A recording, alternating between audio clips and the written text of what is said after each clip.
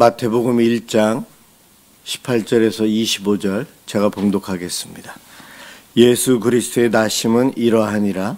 그의 어머니 마리아가 요셉과 약혼하고 동거하기 전에 성령으로 잉태된 것이 나타났더니 그의 남편 요셉은 의로운 사람이라. 그를 드러내지 아니하고 가만히 끊고자 하여 이 일을 생각할 때에 주의 사자가 현몽하여 이르되 다윗의 자손 요셉아, 내 아내 마리아 데려오기를 무서워하지 말라. 그에게 잉태된 자는 성령으로 된 것이라. 아들을 낳으리니 이름을 예수라 하라. 이는 그가 자기 백성을 그들의 죄에서 구원할 자이심이라 하니라. 이 모든 일이 된 것은 주께서 선지자로 하신 말씀을 이루려 하심이니 이르시되 보라, 처녀가 잉태하여 아들을 낳을 것이요 그의 이름은 임마누엘이라 하리라 하셨으니 이를 번역한즉 하나님이 우리와 함께 계시다 함이라. 요셉이 잠에서 깨어 일어나 주의 사자의 분부대로 행하여 그의 아내를 데려왔으나 아들을 낳기까지 동침하지 아니하더니 나음에 이름을 예수라 하니라. 아멘.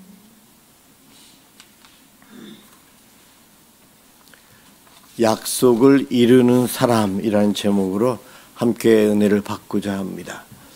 오늘 본문 1장을 읽었는데 이 분위기가 지금 우리나라보다 또 우리들보다 더 어려운 형편에 있는 그러한 어두운 현실 속에 예수님이 태어나십니다. 예수님이 한 가정집에 정상적으로 태어나는 것도 아니요, 동정녀 마리아, 아직 결혼을 하지 않은, 남자와 잠을 자지도 않은 여인을 통해서 예수님이 태어나십니다. 창세기에서 먼저 여자의 후손으로 오실 메시아에 대한 약속을 해주신 하나님께서는 수천 년이 흐른 뒤에 그대로 이행하셨어요. 앞으로 이 땅에 메시아가 올 텐데 그 메시아라는 증표는 바로 처녀의 몸에서 태어날 것이다. 그것이 표적이다 라고 했어요. 그런데 그 표적을 알아보는 사람은 거의 없었다는 거죠. 오늘 본문 아무도 몰라요. 마리아와 요셉 두 사람만 알아요. 그것도 꿈속에 천사가 알려주어서 두 사람은 아무도 모르게 비밀을 지켜가면서 이 배에서 자라는 아기 예수님을 보호하고 메시아이신 예수님이 태어나면 어떻게 될까에 대한 두려움과 걱정 속에서 그들은 보냅니다. 오늘 성경에서는 그 어둠 속에 있는 요셉을 의로운 사람이다, 그리고 연약한 여인 마리아를 동정녀다, 처녀이다, 그렇게 이야기합니다. 마태복음은 유대인들을 위해서 썼기에 굉장히 밝은 이미지로 두 사람을 소개하고 있어요. 마리아와 요셉, 예수님의 육신의 어머니와 아버지, 그들에 대해서 잘 표현하려고 오늘 본문은 굉장히 밝게 이야기하지만 분위기는 굉장히 어두워요. 왜냐하면 처녀가 아이를 임신한다는 것은 당시 사회에서는 있을 수 없는 중한 죄예요. 도덕적으로나 율법적으로나 큰 죄였기 때문에 그것이 알려지면 돌에 맞아 죽어야 돼요. 그 집안은 다 창피해서 그 마을에 살 수도 없고, 당시는 그 마을에 많은 사람들이 살고 있지 않아서 서로가 서로를 비밀을 지켜간다는 것이 어려워요. 우리 교회도 작으니까 우리들에 대한 걸 서로 잘 알 수 있잖아요. 큰 교회 다니면 몰라요. 나에 대해서 아무도 모르고 내 마음대로 편하게 교회 다닐 수 있지만 작은 교회는 그럴 수 없죠. 나의 기분을 성도들이 다 알아요. 얼굴 표정만 보면. 그것처럼 마리아와 요셉도 그러한 마을에 살았어요. 그러니 이제 마리아가 아이를 임신했다는 것을 알려지면 죽음밖에는 없는 거예요. 그런데도 하나님께서는 기적적으로 그 두 사람을 보호해 주십니다. 왜 그럴까요? 메시아이신 예수님을 위해서. 그런데 왜 예수님을 위해서 두 사람이 그 두렵고 어두운 시간을 보내야 했는가 하면 온 인류에게 평화를 주시기 위해서요. 우리가 왜 아플까요? 우리가 왜 근심이 생기고 왜 두려움이 생길까요? 왜 수많은 범죄가 자꾸만 일어날까요? 우리나라에 정치하는 사람들이 서로 옳다, 서로 나쁘다 막 싸우는데 누가 옳은지 누가 틀린지 잘 모르겠어요. 왜 이 나라와 저 나라가 전쟁을 하면서 사람을 죽여가고 어느 나라는 먹을 것이 많아서 뚱뚱해지는 것이 병이다라고 해서 치료하는데 어느 나라는 먹을 것이 없어서 굶어 죽어요. 이러한 일이 왜 일어날까요? 우리가 죄를 지어서 그래요. 그런데 메시아이신 예수님이 다시 오시면 새 하늘과 새 땅이 시작이 되는데 그때는 모든 어그러진 것, 잘못된 것, 질서가 잘못된 것이 다시 회복되어서 바르게 고쳐져서 새로운 시대가 열려요. 메시아이신 예수님이 오시면 소위 말해서 천년왕국이라고 하는 하나님 나라의 모습이 보일 텐데 그때는 아픔이 없어요. 더 이상 부끄럽지가 않아요. 무섭고 두렵지가 않고 죽음에 대해서도 두렵지 않아요. 죽음이 없어요. 곡하는 것이 없고 아픔이 없어요. 우리 예수님은 바로 이 땅의 눈물과 아픔과 두려움 속에 있는 이 땅에 평화의 왕으로 2000년 전에 오셨는데 그냥 오신 것이 아니에요. 2000년 전에 아기 예수로 베들레헴의 마구간에 태어나신 예수님은 약속에 의해서 오셨어요. 우리 하나님은 약속하시는 하나님이세요. 내가 너희들에게 이렇게 해줄게. 내가 만든 이 세상은 앞으로 이렇게 가야 돼. 그것을 이야기하는 거예요. 소위 말해서 오늘 미사 남설은혜교회가 이곳에서 10시 반에 주일 예배를 드려요. 우리는 다 알고 있기에 여기까지 찾아왔어요. 만약에 모르는 사람이 있는데 그 사람에게 가자고 하면 그 사람은 나를 믿고 따라올 수 있을 거예요. 그곳에 가면 예배당이 있고 우리가 함께 전도사님과 찬양하면서 예배를 드릴 수 있어요. 그렇게 이야기를 하고 가면 예배 드릴 수 있어요. 좋아요. 함께 올 수 있어요. 그런데 성경에 보면 수많은 사람들이 그 말을 잘 안 믿어요. 왜 안 믿을까요? 내가 거짓말을 많이 하는 사람인데 나에게 이야기하는 이 사람도 거짓말쟁이일 거야. 이 사람도 거짓말하는 사람일 거야. 혹시 나를 중간에 노예로 팔아먹으려고 나를 데리고 가나? 그래서 안 간다고 해요. 노아가 방주를 그 오랜 세월 동안 산에다가 만들어서 방주 배 모양을 만드는데 아무도 사람들이 오지 않아요. 미쳤다고 해요. 배에 올라타야만이 구원이 있는데 사람들이 몰라요. 알고 있는 사람만이 올 수 있어요. 노아와 그의 세 아들과 결혼한 아내들 8명만 방주에 타서 홍수 심판에서 살아났습니다.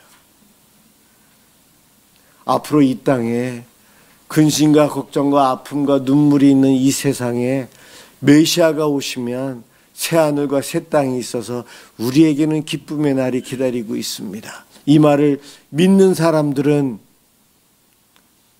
하나님께 나와 예배를 드리지만 믿지 않는 사람들은 예배 드리기를 거부합니다. 하나님은 약속하셨어요. 내가 예수를 보내줄 거야. 그 예수를 믿으면 너희들 구원을 받아서 새하늘과 새 땅에서 나와 함께 영원히 살 수 있어. 그 약속을 해주셨어요. 그런데 그 약속을 믿는 사람보다는 안 믿는 사람들이 참 많아요. 창세기에 보면 아브라함에게 이 고향을 떠나서 내가 가라고 하는 그 땅에 가서 살아라. 그러면 내가 너에게 복 주고 너의 자손들도 복 주고 새하늘과 새 땅에서의 삶을 맛보게 하겠다 합니다. 아브라함이 순종했을까요? 안 했을까요? 순종했어요. 그는 자기 친척 자기가 살던 곳을 다 포기하고 짐을 싸서 먼 길로 이사를 갑니다. 순종을 해요. 하나님은 그 순종하는 아브라함을 통해서 내가 너에게 복주고 너를 통해서 많은 사람들을 복주고 복줄 거야. 너를 통해 복받는 사람들이 앞으로 메시아로 오실 예수님을 통해서 복받는 것을 맛볼 수 있도록 알려줄 거야. 이것이 하나님의 약속이에요. 이것이 바로 구약 성경의 약속입니다. 우리 하나님은 약속하셨고 그 약속을 잘 지키시는 분이세요. 그 약속을 이루어 가고 계시고 벌써 많이 이루어 놓으셨어요. 초림하에 오신 예수님, 처음 2000년 전에 오신 예수님이 구약 성경에 약속한 대로 때가 참에 딱 오셔서 평화의 왕으로 오셔서 십자가에 우리 죄를 위해서 대신 죽어주셨어요. 그리고 하나님이 또 새로운 약속을 주셨어요. 그 십자가에 죽으신 예수님을 믿고 살면 예수님이 다시 재림하여 두 번째로 이 땅에 올 때에 세상을 심판하면서 세상을 바로잡고 새하늘과 새 땅의 삶을 살 수 있게 해주시겠다. 이것이 바로 신약 성경입니다. 하나님은 그 일을 이루시는데 혼자 하시지 않으세요. 우리 하나님은 세상을 창조하실 때도 하나님, 예수님, 성령님 세 분이 함께 창조하셨어요. 그리고 창조한 세계를 세 분이 함께 다스리시고 운영하시면서 하나님 형상대로 창조한 우리와 함께 그 약속을 이루어 가길 바라세요. 그래서 하나님은 일을 하실 때마다 하나님 말씀에 순종하는 사람을 통해서 그 일을 행하고 계십니다. 노아 홍수 때는 노아를 통해서, 아브라함을 통해서, 다윗을 통해서, 다니엘을 통해서, 또 예수님을 통해서 그 일을 행하셨고요. 예수님은 제자들과 함께 십자가의 그 길, 천국 가는, 새하늘과 새 땅으로 가는 그 길을 가셨어요. 예수님과 제자들이 그 길을 갔고 그 길 끝은 천국이 있음을 알았기에 죽음을 두려워하지 않고 갔고 초대교회가 제자들과 함께 그 길을 갑니다. 그리고 2000년 동안 대대로 이어온 교회들이, 성도들이 성령님으로 임재하신 예수님과 함께 그 길을 가고 있어요. 그 길 끝은 새하늘과 새 땅이 있는 천국이에요. 오늘 미사 남설운회교회에서 예배를 드리는 우리들은 어떻게 예수 믿게 되었을까요?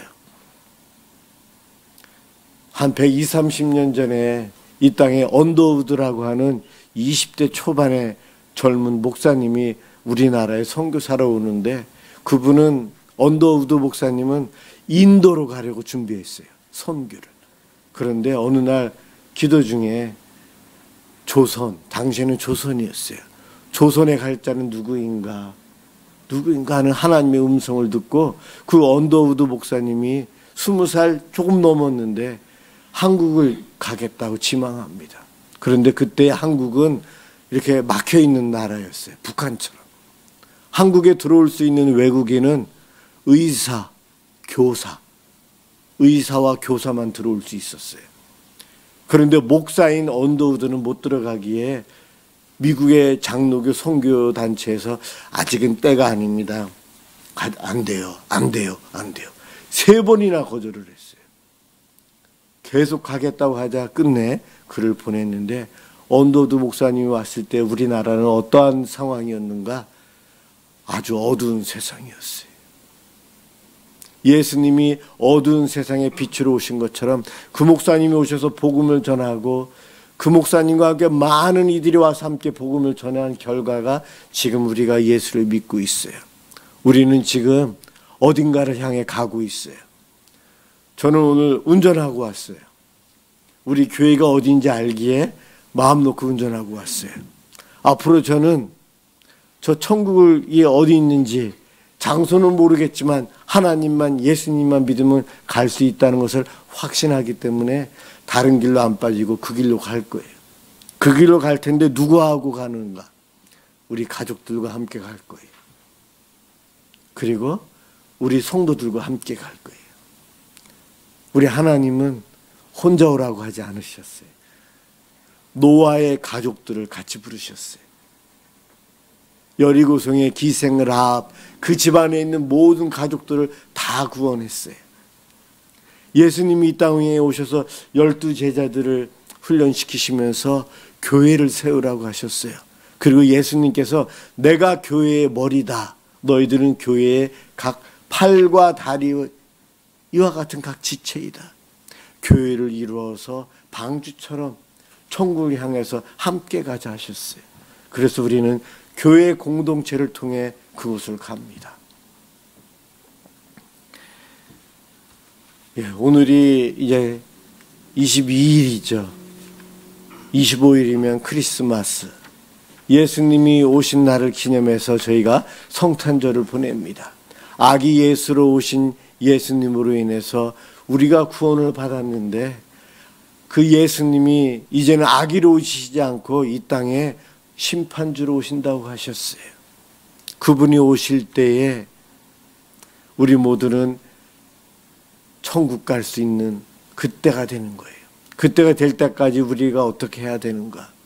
믿음의 사람으로 살아야 되는데 수많은 사람들은 믿음으로 살지 않아요. 노아의 홍수 시대에 노아의 8명처럼 가족 8명처럼 저와 여러분들이 예수 믿고 하나님 말씀에 순종하며 살아야 돼요. 말씀을 들었잖아요. 배웠잖아요. 예수님이 오신다고 하셨잖아요. 들었기에 우리는 알고 있어요. 마음으로 믿고 오늘처럼 이렇게 예배하며 살아가야 돼요. 이렇게 살아가는 이들이 하나님의 약속을 이루어가는 자예요. 하나님은 그 약속을 이루어 가시는데 믿음의 사람인 모세와 함께 하셨고 아브라함과 함께 하셨듯이 오늘 본문은 요셉과 마리아와 함께 하셨어요. 주님 언제 다시 오실지 모르지만 그때 저와 여러분, 우리 교회가, 한국 교회가 함께 그 길을 가야 되고 그 은혜를 누려야 합니다. 이것이 약속이에요. 이 약속은 변하지 않아요. 성경 이것을 우리가 구약 신약이라고 하는 이유가 약속의 책이라는 거잖아요. 약속을 한 번도 어기지 않고 거짓말을 한 번도 하지 않으신 하나님의 말씀을 믿어야 되는데 우리들은 사람의 말을 믿으려고 해요. 사실 사람의 말을 믿지도 않으면서도 하나님을 안 믿으려고 해요. 사단이 우리를 속이기 때문에 그렇습니다. 여러분, 우리 예수님 초림하여 오셨을 때에 제대로 준비가 안 되어서 유대인들이 예수님을 맞이하지 못했는데 그때 준비되지 않은 것이 제가 이번 금요일 날 설교했어요. 준비 안 된 것이 무엇이었는가? 회개하러 천국이 가까웠느니라. 회개를 못했어요. 하나님을 제대로 섬기지 못한 회개를 하지 못하고 살기에 바빴어요. 그래서 메시아를 기다렸지만 메시아를 못 만났습니다. 우리들은 재림하여 오실 예수님이 오실 때까지 어떻게 하면 되는가? 예배하며 살아야 되고 회개하며 살아야 돼요. 내가 예수님을 맞이하고 기뻐 생일 축하 노래를 부르고 함께하기 위해서는 나의 죄를 용서해 달라고, 하나님을 모르고 산 것을 용서해 달라고, 하나님보다 다른 것들을 더 사랑한 것들을 용서해 달라고 하며 살아야 돼요. 그리고 예배자의 삶 살아야 돼요. 주일마다 예배당에 와서 예배 드리는 것 아주 중요합니다. 그리고 다른 날은 직장에 가서도 일하시면서 집안에서 살림하시면서 아이들을 양육하시면서 아이들은 학원이나 학교 다니면서 하나님 감사합니다. 하나님이시라면 나를 기뻐하실까? 이러한 생각 가운데 살아가는 이들이 예배자의 삶이에요. 그렇게 살아가고 있을 때에 예수님 맞이할 준비는 우리는 다 하고 사는 거예요. 그렇게 살아감으로 주님이 오신 그 기쁨을 함께 누렸으면 좋겠고요. 이번 크리스마스 그냥 빨간 날이 아니요, 그냥 성탄절이 아닌 내가 마음으로 다시 한번 2000년 전에 그때 가서 아기로 오신 예수님을 내가 기뻐 맞이하리라. 마국간에서 계신 예수님을 찬양했던 목동들처럼 나도 찬양하리라. 동방 박사들처럼 나도 선물을 가지고 내 마음을 선물로 드리면서 주님을 맞이하리라. 이와 같은 마음으로 이번 성탄절을 맞이한다면 우리가 할 수 있는, 그래도 최소한 할 수 있는 범위 안에서 노력하는 것이 아닐까 합니다. 이러한 믿음으로 이번 성탄절을 보내시면 하나님께서 약속하신 그 약속을 하나님과 함께 이루는 믿음의 성도로서 복받는 삶을 누리실 겁니다. 그러한 저와 여러분들이 되시길 주님의 이름으로 축원합니다. 기도하겠습니다. 사랑의 주님, 감사합니다. 하나님께서는 성경을 통해 참 많은 약속들을 우리들에게 주셨습니다. 제 용서의 약속, 거룩함에 대한 약속, 성령 충만함의 약속, 아픔을 치료해 주시는 약속, 형통한 삶의 약속, 부활과 영생의 약속을 주셨습니다. 또한 가장 중요한 메시아를 보내주시겠다고 약속해 주셨습니다. 저희들이 그 약속을 끝까지 잘 믿을 수 있도록 성령님 도와주시옵소서. 우리들이 믿음으로 그 약속을 받아들이고 그 약속을 지키고 이루기 위해서 노아처럼, 아브라함처럼 충성하며 살아갈 수 있도록 도와주시옵소서.